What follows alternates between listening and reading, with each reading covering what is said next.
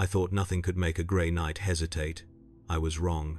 My name is Asterion, Justicar of the Grey Knights, and I have spent 4 centuries learning that certainty is the only defense against daemons that can corrupt with a whisper. We are the Imperium's final answer to chaos, warriors forged in psychic fire so pure that corruption cannot touch us. We do not doubt, we do not compromise, we do not break. Until the day I killed my brother, I believed that absolutely. It began with a victory on Infernus Sepulchre, a daemon world where we'd been sent to banish a greater daemon named Zalthun the Ever-Thirsting. The mission unfolded as doctrine prescribed. Grandmaster Severian Varro led our strike force through teleportation assault directly into the demon's throne sanctum, and we executed the ritual of banishment with synchronized precision.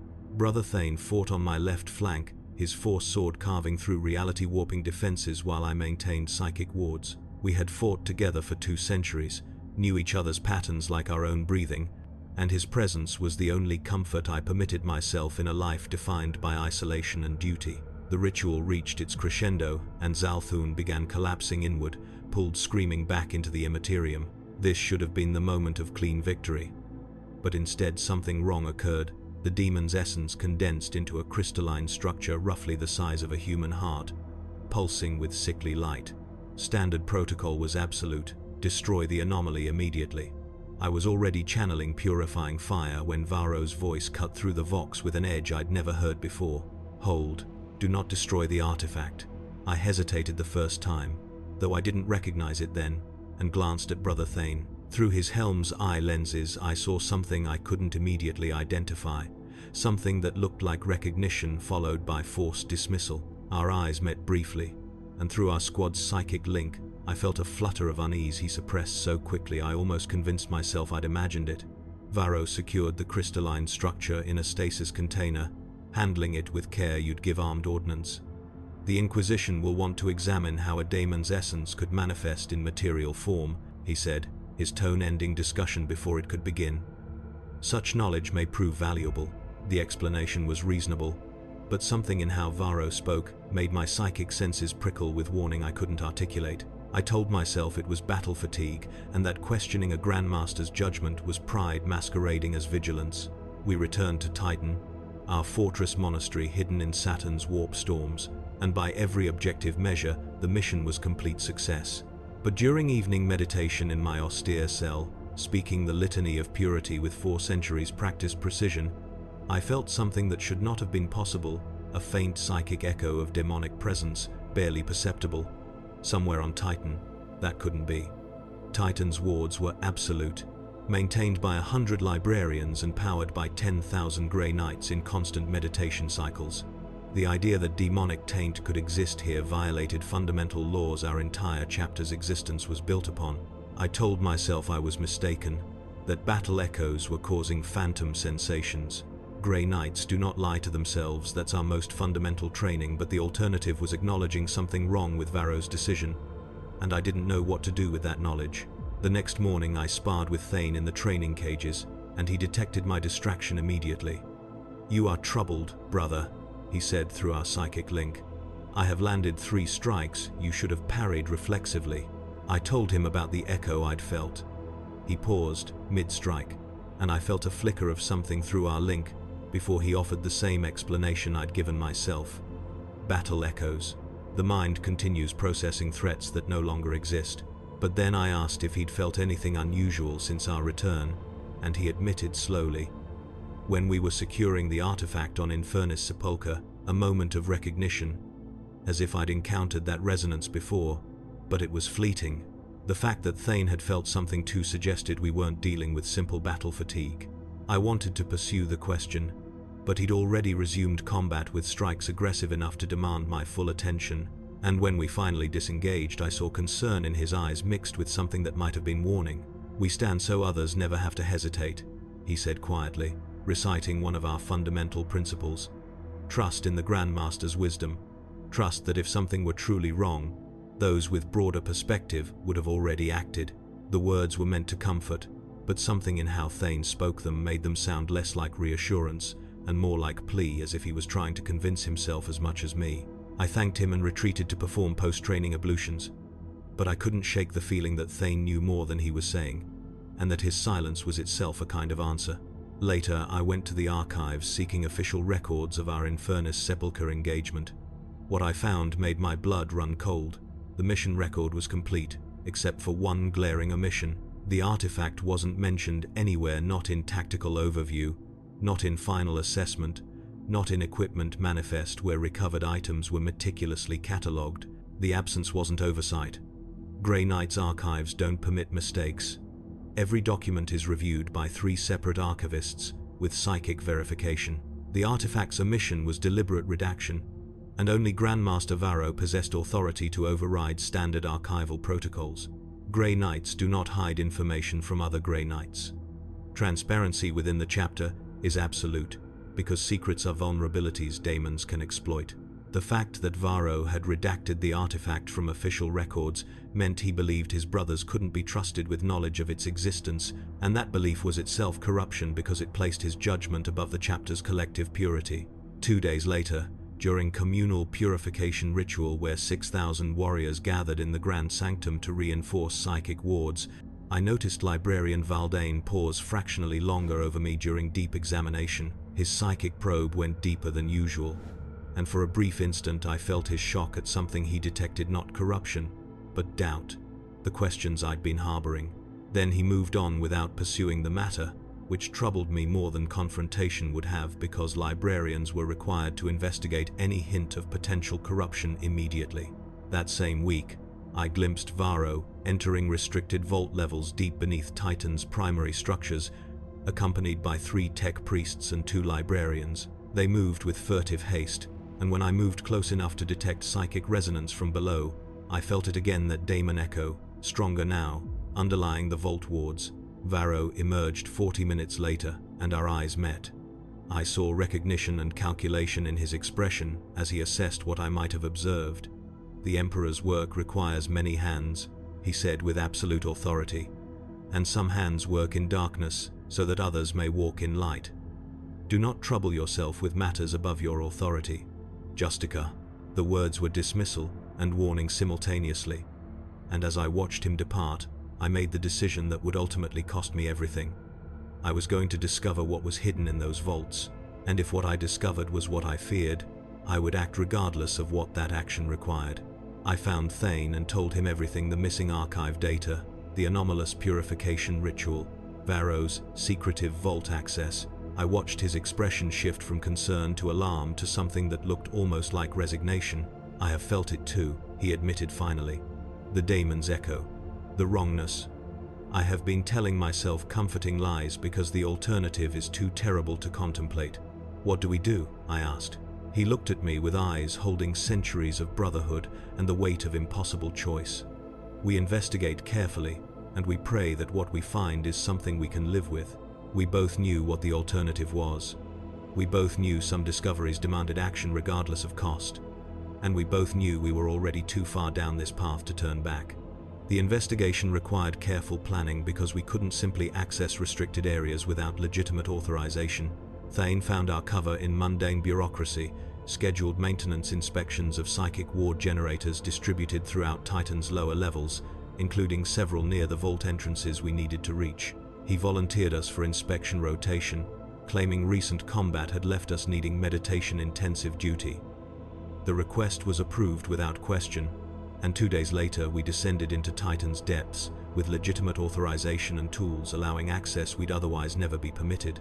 The lower vaults are places of profound silence, where the psychic chorus of 10,000 Grey Knights fades to distant whisper. The demon echo grew stronger as we descended, that psychic wrongness intensifying from barely perceptible whisper to low-frequency pressure, making my secondary heart beat irregular patterns. We reached the vault entrance 90 minutes into our rotation, massive null iron door reinforced with wards so powerful that standing near it made your teeth ache. The door was sealed with mechanisms requiring 3 authorization codes and psychic keys only Grandmasters possessed. Then the universe granted us small mercy. Tech Priest Sigma 7 Rho emerged from the vault precisely as we arrived. He was performing his own scheduled maintenance, and in the brief moment while he secured external seals, I glimpsed what lay beyond. The chamber wasn't static storage but active working space. At its center, suspended within shimmering containment field, was the crystalline structure from Infernus Sepulchre, but it was larger now, perhaps 3 times its original size, pulsing with sickly light. Surrounding it were 3 librarians with force staves planted, their voices speaking words I couldn't hear, but whose psychic resonance I felt like pressure against skin. They weren't destroying it. They weren't even studying it passively. They were interrogating it, forcing it to reveal information through methods I recognized from theoretical training about captured warp entities. The vault door sealed, cutting off my view. But I'd seen enough. Varro wasn't containing the daemon remnant for eventual destruction, he was actively exploiting it as intelligence source, violating every protocol and principle the Grey Knights were founded to uphold. Thane completed his war generator inspection with hands that trembled minutely, and when he turned to face me, I saw the same shock and horror in his eyes that must have been visible in mine. We completed the rest of our rotation in numb silence, and when we returned to upper levels, it was full dark. I led Thane to a recessed chapel and activated every privacy ward before finally speaking what we both knew. Varro is interrogating the daemon remnant. He's actively communing with a warp entity, extracting information, and doing so in secret because he knows it constitutes heresy. Thane stood before the shrine, staring at the silver aquila. "I know what I saw," he said hollowly. "But Grandmaster Varro has served for 4 centuries without corruption. He's banished more daemons than most of us will encounter in entire lifetimes. There must be reason, Asterion. There must be explanation. Because the alternative is that he's been compromised." I interrupted. "Not through weakness, but through insidious corruption, believing he alone is strong enough to wield forbidden knowledge without being tainted." Thane turned to face me. "What do you want me to do? Stand with you against a Grandmaster? Accuse a warrior who's proven his purity based on glimpse through a doorway? I want you to help me discover the truth," I said carefully. "If there's innocent explanation, we need to know it. And if there's not..." I trailed off, unable to complete the thought. Thane studied me for a long moment, and through our psychic link, I felt the weight of 2 centuries' brotherhood. "I will help you," he said finally. "But promise me if we discover innocent explanation, you'll accept it and let this go. Promise you won't manufacture evidence to support predetermined conclusion." "I promise," I said, believing myself capable of objective judgment. Over the next 3 days, we gathered information from peripheral sources. Thane extracted confirmation from Sigma 7 Rho that vault equipment was configured for psychic resonance pattern extraction, forcing bound entities to reveal information against their will. I approached a junior librarian claiming unusual psychic sensations, and when I mentioned feeling daemon echoes, he hesitated in the same way Valdane had, his careful non-response telling me more than direct answer would have. On the 4th night, we returned to the vaults with psychic resonance recorder Thane had borrowed through carefully constructed half-truths. We positioned it outside the vault entrance while conducting inspections, and when we retrieved it 3 hours later, the device had captured something that made my hands shake. Grandmaster Varro's voice, distorted but unmistakable. "Show me the threads of future treachery. Show me which worlds will fall to chaos before Imperial forces can respond. Show me the names of those who will betray their oaths." And underneath, barely audible but definitely present, another voice responding in language I didn't recognize but whose psychic resonance made my soul recoil: the demon remnant, answering Varro's questions with information it shouldn't possess, revealing knowledge of futures that hadn't yet occurred. Varro wasn't simply studying the entity, he was using it as oracle, as strategic intelligence asset, extracting tactical advantage from warp knowledge that violated every principle the Imperium was founded upon. Each time he used it for intelligence, it grew stronger, more embedded in Titan's fabric. This wasn't just tactical crime, it was direct existential threat to the chapter and our absolute purity. I looked at Thane and saw he'd reached the same conclusion. There was no innocent explanation. Consorting with daemons was corruption by definition, regardless of motivation. "What do we do?" Thane asked. And for the first time I heard despair in his voice. I wanted to report through proper channels, but I'd already learned proper authority was compromised. Valdane and others knew about the vault entity and had chosen silence. Going through official channels would simply alert Varro, giving him time to destroy evidence or disappear. "We confront him," I said. "Present him with what we know and give him chance to explain or surrender for judgment. If he refuses, Then we do what Grey Knights have always done when faced with corruption. We purge it, regardless of cost. Thane looked at me with eyes holding centuries of brotherhood. You're asking me to potentially kill a Grandmaster based on our own judgment. You're asking me to commit what might be the greatest loyalty or the greatest betrayal in our chapter's history. Do you understand what you're asking? I understood. I was asking him to risk everything: honor, oaths, life, soul, on my judgment. I understand, I said, and I'm asking anyway, because the alternative is allowing corruption to continue festering until it spreads too far to contain. Thane gripped my shoulder with a hand that shook minutely. I will stand with you, he said. Not because I'm certain you're right, but because I trust you enough to risk being wrong. We face it as brothers, and we face it knowing we acted according to conscience, even if conscience leads us into damnation. The words were oath and eulogy simultaneously. I returned his grip, feeling our psychic bond intensify, and in that moment I loved him as much as it was possible to love anyone while remaining functionally loyal to the Emperor. We would confront Varro, we would demand explanation or surrender, and if he refused both, we would do what needed doing regardless of cost. Standing in those lower vaults with Thane's hand on my shoulder and the recorded daemon voice echoing in my memory, I discovered that the hesitation came not from fear but from love for the brother beside me, love for the chapter we were about to tear apart. And in that hesitation I glimpsed terrible truth. Corruption doesn't always announce itself with obvious evil. Sometimes it wears the face of difficult choices made by good people believing they serve greater purpose. We descended toward the containment vault with weapons drawn and souls prepared for whatever judgment awaited us. The vault door opened before we reached it, and Grandmaster Varro stood in the entrance like prophecy made flesh. He wore his Terminator plate, the sacred Aegis armor that had carried him through 4 centuries of daemon slaying, and his presence radiated absolute authority that made questioning him feel like questioning gravity. Behind him I could see the containment sanctum, the crystalline daemon remnant pulsing within its psychic cage, 3 librarians maintaining binding wards and the casual way. Varro stood with his back to that horror, spoke volumes about how comfortable he'd become with corruption's proximity. Justicar, Asterion, Brother Thane. Varro's voice was measured, neither surprised nor angry. I wondered how long it would take you to piece together what you were seeing. You are more perceptive than I gave credit for, which is simultaneously commendable and inconvenient. The immediate acknowledgement caught me off guard. I'd expected denial. You are consorting with a daemon, I said, keeping my voice level despite building rage. You have bound a warp entity within our fortress monastery, extracting intelligence through methods violating every protocol we're sworn to uphold, and you've done so in secret because you know it constitutes heresy. I'm offering you one chance. Stand down, surrender for proper judgment, and explain your actions to the chapter's full leadership. Varro stood silent for a long moment. And if I refuse? If I tell you that what you call corruption is actually salvation, that what you perceive as heresy is the only method by which our chapter and the wider Imperium can survive, will you strike down a Grandmaster who has served faithfully for 4 centuries? Your service record doesn't grant permission to violate the most fundamental principles our chapter was founded upon, I replied. Purity is not negotiable. It's not strategic variable to be adjusted based on circumstances. It's the only thing separating us from the enemies we fight. And the moment you compromised it regardless of intentions, you became the threat we exist to destroy. Varro's posture shifted. Minute change warriors recognize as preparation for violence.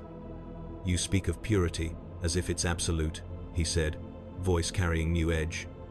As if the galaxy is simple battlefield where one side is pure and the other corrupted. But I have seen futures, Asterion. I have glimpsed threads of what will be if we continue fighting with hands tied by doctrine, assuming our enemies respect the same limitations. He gestured toward the pulsing crystal. That entity has shown me worlds that will burn because we reacted too slowly, sectors that will fall because we refuse to use every available tool. It has revealed traitors within the Inquisition itself, identified corruption that would spread for decades before being detected. Every piece of intelligence it provides saves thousands of lives, millions perhaps, and you want me to destroy it and return to stumbling blind. The argument was seductive, wrapped in pragmatism and concern for lives lost if his methods weren't employed. Part of me understood his logic, could see the strategic advantage predictive intelligence would provide, But understanding didn't make it less corrupt, because the price was everything we were. The Emperor cares about victory, Varro continued, intensity growing. He cares about humanity's survival. Do you think he would reject a tool simply because it makes you uncomfortable? Do you think he would condemn me for bearing necessary stains so my brothers could remain pure? I think the Emperor forged us to be incorruptible, I replied, my voice rising to match his. Not because corruption is inefficient, but because incorruptibility is itself the weapon. We are living proof that absolute purity is possible even in a galaxy drowning in chaos. The moment we compromise that purity, we cease to be Grey Knights and become just another organization using darkness to fight darkness and wondering why the darkness keeps winning. Behind me, I felt Thane's psychic presence fluctuating, uncertainty radiating in waves, suggesting he was being torn between competing loyalties. Varro sensed Thane's wavering and turned his attention with predator's precision. "Brother Thane," he said, voice shifting to something softer, almost paternal. "You have always been wise, understanding that idealism without pragmatism leads only to noble defeats. Look at what I'm offering, not corruption, but tools, information, the means to save lives that would otherwise be lost because we refuse to adapt. Is that not worth some small risk? Is that not worth asking whether your oaths demand absolute purity or demand victory in the Emperor's name?" I felt Thane's response before he spoke, felt through our link the terrible moment when doubt crystallized into something that might become acceptance. Varro had found the crack in Thane's certainty, compassion, the ability to weigh costs in human lives rather than abstract principles. "Asterion," Thane said quietly, voice carrying pain transcending physical injury. "What if he is right? What if purity alone isn't enough to win this war? What if our refusal to adapt is itself pride? Insisting our methods are the only righteous methods, even when evidence suggests otherwise?" The questions hit harder than any physical blow because they came from the person whose judgment I trusted most. For a stretched instant I felt my certainty crack, felt the terrible possibility that I might be wrong and Varro right. But then I looked past Varro into the containment sanctum and saw the daemon remnant pulse with light casting shadows in wrong directions, saw reality itself looking thinner around its crystalline prison. And I remembered why we were Grey Knights. Some principles transcended tactical calculation, and the moment you started making exceptions for corruption was the moment corruption had already won. "Thane," I said, turning to look at him fully despite the risk. "I need you to hear me. Not as your Justicar, but as the friend who has fought beside you for 2 centuries. This is not adaptation. This is surrender wearing adaptation's clothing. Every piece of intelligence that Daemon provides comes with price we cannot see but will pay regardless. Once we accept that some corruption is permissible, we've already lost the war regardless of how many battles we win." Thane looked at me with eyes holding 2 centuries of shared history, and for a heartbeat I thought I'd reached him. But then he looked toward the crystalline horror pulsing with forbidden knowledge, and I saw terrible calculation deciding that one person's damnation might be acceptable price for saving millions. "What if," he said slowly, each word dragged out reluctantly, "what if Grandmaster Varro bears this stain so we don't have to? What if his willingness to be compromised in service to greater good is itself sacrifice? He's not asking us to commune with daemons, he's doing it himself, taking corruption into his own soul so ours remain pure. Is that not exactly the kind of sacrifice we're supposed to honor?" The logic was seductive and horrifying, the idea that corruption could be compartmentalized. But it was fundamentally wrong because corruption doesn't respect boundaries of intention, and accepting that some compromises are permissible opens doors that cannot be closed. "There is no such thing as contained corruption," I said, hearing desperation creep into my voice. "There's no version where Varro consorts with daemons, and the rest of us remain pure. We're all compromised by proximity, by shared knowledge. Every warrior who knows about that vault and chooses silence is complicit. And you, Thane, if you choose to defend this, you're choosing corruption over purity regardless of how you justify it." I saw the words hit him like physical blows. For a moment I thought it would be enough, but then Varro spoke again with voice holding genuine warmth beneath authority. "Brother Thane," Varro said, "Asterion speaks from admirable principle but limited perspective. He has never been required to make the choices leadership demands. You are wiser, you understand the galaxy is not simple battleground where purity and corruption are clearly demarcated. I'm asking you not to betray your brother but to save him from himself. Help me end this peacefully." The manipulation was masterful, framing opposition to me as protection of me. And I could see it working, could feel through our link the moment when Thane's uncertainty transformed into decision. His hand drifted toward his force sword in defensive positioning, establishing himself as obstacle I'd have to overcome to reach Varro. In that positioning, he made his choice standing with Varro against me. Everything we'd shared across 2 centuries wasn't sufficient to override his choice of hierarchy over principle. The daemon remnant pulsed brighter, feeding on discord between Grey Knights who should have been united, and I realized this was exactly what it wanted, not to escape, but to corrupt us through the act of fighting each other. We were giving it victory regardless of outcome, but recognizing the manipulation didn't change fundamental reality. Varro had compromised our purity. Thane had chosen to defend that compromise, and I was the only one standing between corruption and complete triumph. I had 2 choices: stand down and allow rot to continue spreading, or do what Grey Knights had always done and purge it regardless of cost. I chose purity. I chose principle. I chose to be Grey Knight, even if being Grey Knight meant becoming Kinslayer. "I am sorry, Thane," I said, and meant it with every fragment of my soul. "I am sorry our brotherhood wasn't strong enough. I am sorry you'll die thinking I betrayed you, when the truth is you betrayed yourself the moment you decided pragmatism outweighed purity. But I am not sorry enough to stop." I attacked. The combat lasted perhaps 90 seconds, but those 90 seconds contained a lifetime of grief compressed into movements too fast for baseline humans to perceive. I channeled psychic energy through my force sword, the blade igniting with cold fire anathema to warp entities, and struck at Thane with precise efficiency that 2 centuries of fighting beside him had taught me.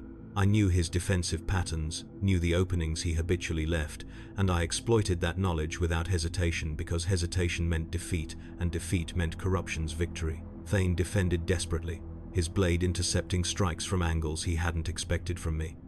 Through our link, I felt his shock that I would actually do this, would actually kill him rather than accept he might be right. "Asterion, stop," he shouted through Vox and mind simultaneously. "This is madness. You're destroying us over doctrine that might be wrong." But doctrine couldn't be wrong, couldn't bend, because the moment it bent it was no longer foundation but suggestion. I pressed my attack, driving him back toward the containment sanctum while Varro watched. And with every strike, I felt pieces of myself dying the death of the Asterion who'd possessed a brother he trusted absolutely. Behind us, the demon remnant pulsed faster, synchronizing with our combat, trying to penetrate my defenses with whispers that if I simply accepted its intelligence just once, I could prevent this. The temptation made my teeth ache, but walls I'd spent 4 centuries building held even as my heart broke inside them. Varro joined the fight, his Stormbolter forcing me to divide attention between melee with Thane and ranged threat.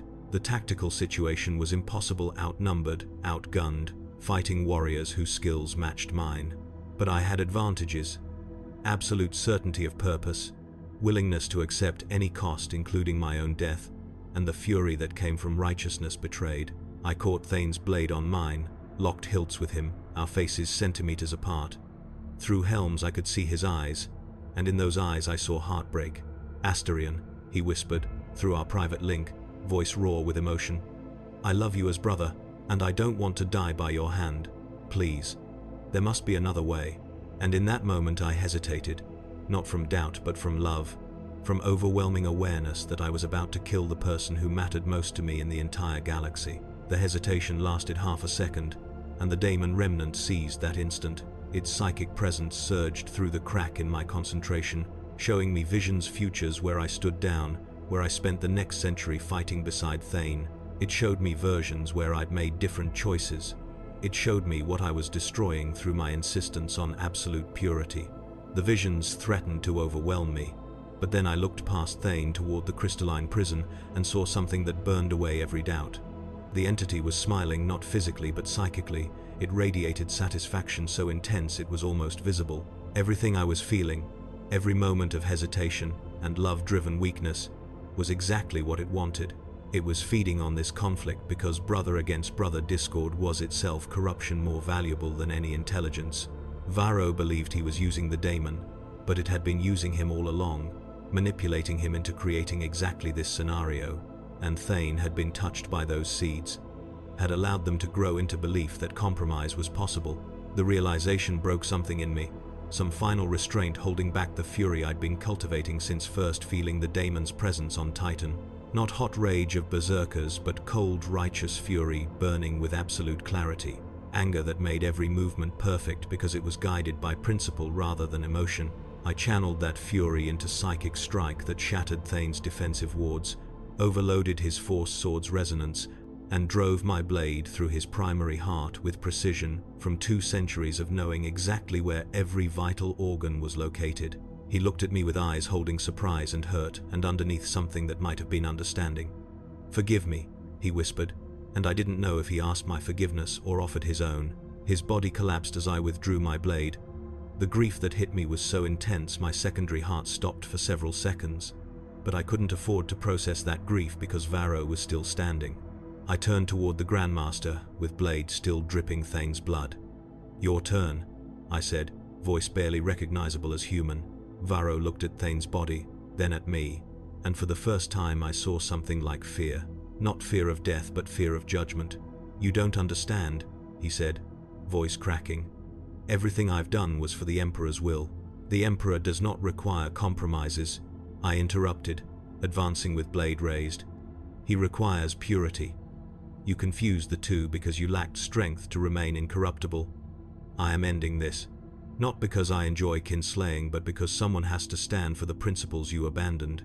I attacked with the fury I'd been holding back, no longer restrained by love or fear of being wrong, just pure directed violence aimed at purging corruption. Varro defended desperately, his Terminator plate's superior strength barely sufficient against my psychic-enhanced strikes. The fight moved through the containment sanctum, past scattered librarians and tech priests, attempting to shut down equipment overloading under psychic pressure. I drove Varro backward toward the crystalline prison, and when I had him positioned where I wanted, I did something that violated every tactical protocol, but was the only way to ensure complete purging. I channeled every fragment of psychic power I possessed, and directed it not at Varro, but at the containment field holding the daemon remnant. The field was designed to withstand incredible forces, but I was attacking as living embodiment of the principles that field was meant to protect, and in that paradox, I found leverage raw power alone could never achieve. The containment field shattered. The daemon remnant began to manifest, its crystalline prison dissolving. For a heartbeat, I felt absolute terror that I'd miscalculated, but I hadn't released it to give it freedom. I'd released it to give myself clear target, to force it into material space, where it could be destroyed, rather than continuing in ambiguous state that had allowed it to corrupt Varro. I struck before it could fully manifest, my force sword carving through half-formed entity with 4 centuries precision, and simultaneously I spoke the true names of the Emperor, words carrying power to banish warp entities. The daemon screamed in fury at being denied the corruption it had cultivated so carefully.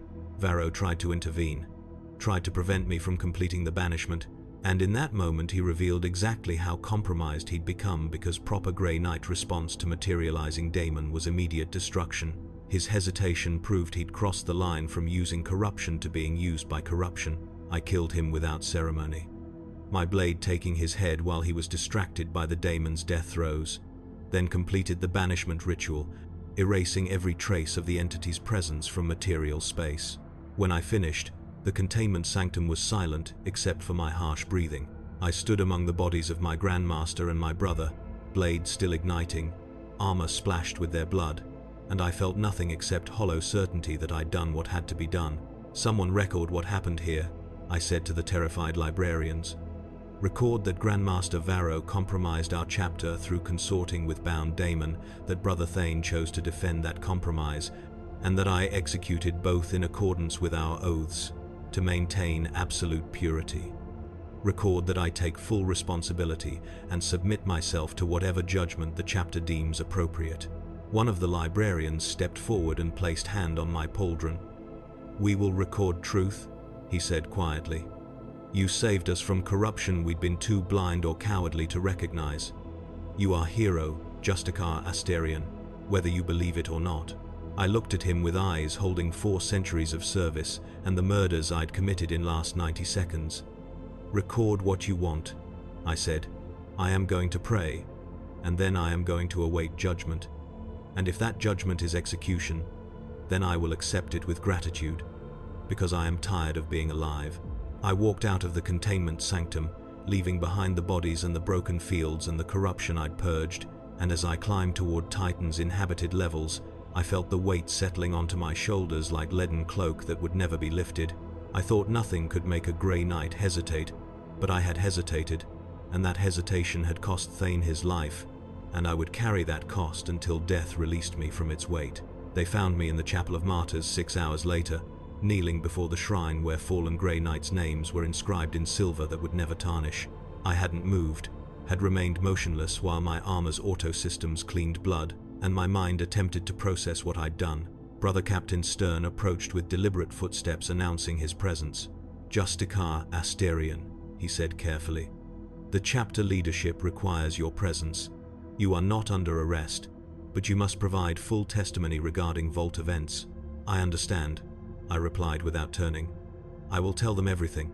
The hearing took place in the Chamber of Inquiry before 5 brother captains and 3 librarians sitting as tribunal. I recounted everything: my initial detection of demonic presence, the missing archive data, my investigations with Thane, the confrontation and violence. I spoke without emotion, presenting facts as clearly as I could, making no attempt to justify my actions beyond explaining the principles guiding my choices. Brother Captain Cassius, eldest of the tribunal with 5 centuries' service, studied me with eyes that had witnessed more than I could imagine.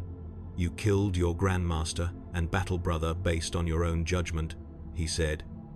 "You didn't seek authorization from superiors, didn't convene formal investigation, didn't provide opportunities for defense beyond brief confrontation. Do I understand correctly?" "You do," I confirmed. "I acted alone because I believed waiting would allow corruption time to spread. I accept that my actions violated protocol. I accept whatever consequences the chapter determines appropriate." Cassius consulted in whispers with other tribunal members for 3 minutes. When he turned back, his expression was unreadable.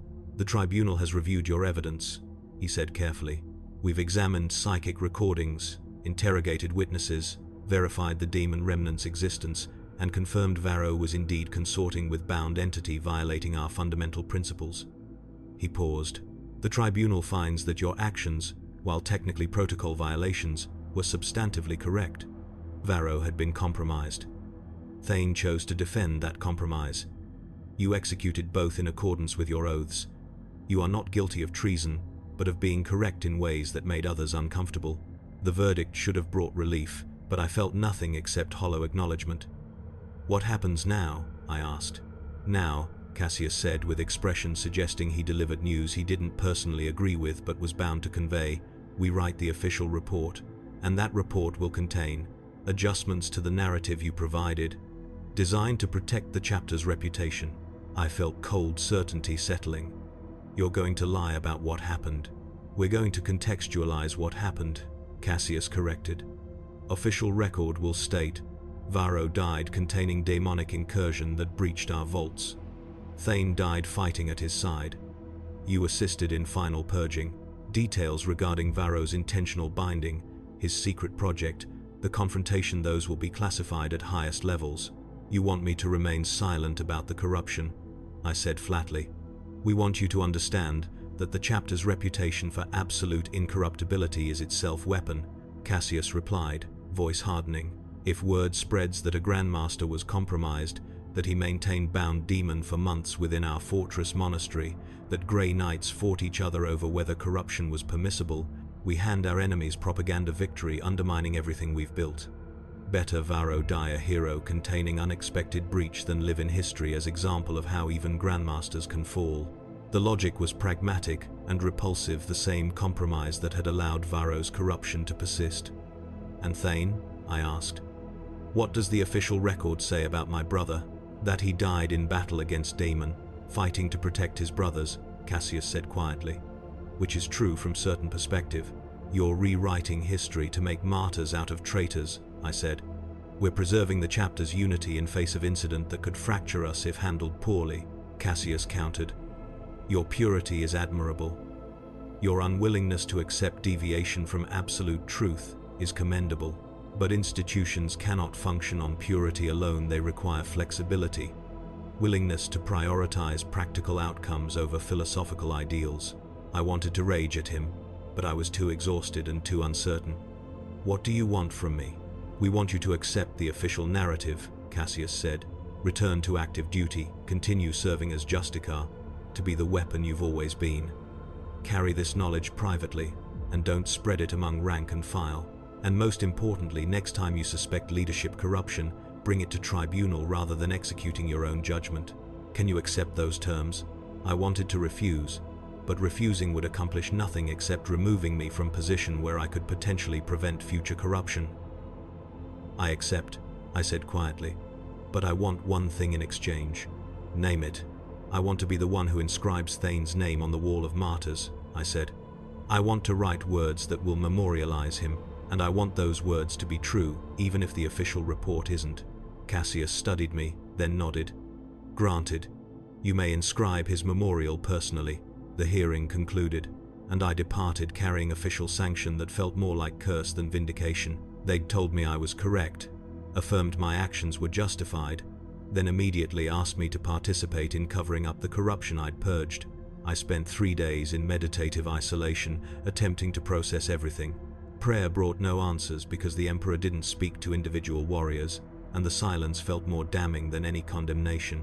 On the 4th day, I went to the Wall of Martyrs with silver stylus and authorization to inscribe Thane's memorial. I raised the stylus and hesitated, uncertain what words could capture the complicated truth. Finally I wrote, "Brother Thane, who died believing he served the Emperor's will, and who deserved better brothers than the ones he had." It wasn't heroic inscription others received, but it was honest. Thane had died believing he was right, and he'd deserved brothers who could have found way to save him rather than killing him. I stepped back and looked at the name I'd inscribed, surrounded by dozens representing other warriors who'd given everything. Was it worth it? I whispered to the wall. Did we save anything that deserved saving, or are we just martyrs to cause already lost before we began? The wall offered no answer. I returned to active duty the following week, resuming my role as if nothing had changed. Some brothers must have known the truth, but if they knew, they chose not to speak about it. I led my squad through 3 deployments over following months, and every battle felt like going through motions because the certainty that had driven me had been replaced by hollow understanding that even our most fundamental principles were subject to institutional convenience. 6 months after Thane's death, I requested deployment to most dangerous campaigns I could find, volunteering for missions with suicidal casualty rates. My superiors granted those requests because they understood I was seeking honorable death. But some perverse fate kept me alive through engagements claiming dozens of brothers. Through it all, I carried Thane's memory like wound that wouldn't heal, remembering the look in his eyes when my blade pierced his heart, remembering his final words asking forgiveness I hadn't granted. On the anniversary of his death, I returned to the Wall of Martyrs and added one line beneath his name. He deserved better than me. It was as close to confession as I could manage. Admission that I'd failed despite being technically correct. Thane had deserved brother who could have found third option, who possessed wisdom to balance purity with compassion. Instead, he'd gotten me inflexible, absolute, willing to destroy everything rather than accept I might be wrong. Brother Captain Stern found me there. "He would understand why you did what you did," Stern said quietly, "even if he didn't agree." "Understanding is not forgiveness," I replied, "and I'm not seeking forgiveness because I don't deserve it." Stern nodded. "Your grief is understandable, Asterion, but you cannot carry it forever. Perhaps destruction is appropriate," I said. "Perhaps warriors who kill their brothers deserve to be destroyed regardless of technical justification. Or perhaps," Stern countered, "warriors willing to uphold principles even when it costs them everything are exactly what the chapter needs most. You made impossible choice in service to purity. That doesn't make you monster, it makes you Grey Knight in truest sense." I wanted to believe him, but belief required certainty I no longer possessed. "I will continue," I said finally, "not because I believe in the chapter's wisdom or the Emperor's justice, but because continuing is the only alternative to surrender, and surrender remains unacceptable. I will fight demons until one finally kills me, train initiates to make choices I couldn't, and carry knowledge of what I did until death releases me. And if that makes me Grey Knight in truest sense, then perhaps being Grey Knight is curse rather than blessing." Stern placed hand on my pauldron. "The Emperor protects," he said. "The Emperor is distant and indifferent, and does not protect anyone," I replied. We protect each other when we can, and we carry the cost of failing to protect those we couldn't save. That is all we have. I walked away from the Wall of Martyrs, leaving behind Thane's name and the inscription I would never stop regretting, and as I moved through Titan's corridors toward whatever deployment awaited, I felt the weight of righteous fury that had sustained me calcifying into something darker, not rage, but cold certainty that the principles I'd killed for were themselves lies, comfortable fictions we told ourselves to justify existence, serving institutional survival rather than absolute truth. I was Grey Knight, incorruptible weapon of the Emperor's will, and I would remain Grey Knight until death or madness claimed me. But I would never again believe that incorruptibility was sufficient, or that wielding principles like weapons made them more valid, or that purity justified any cost when the cost was measured in brothers who deserved better. If purity is a slower death, then I will die pure.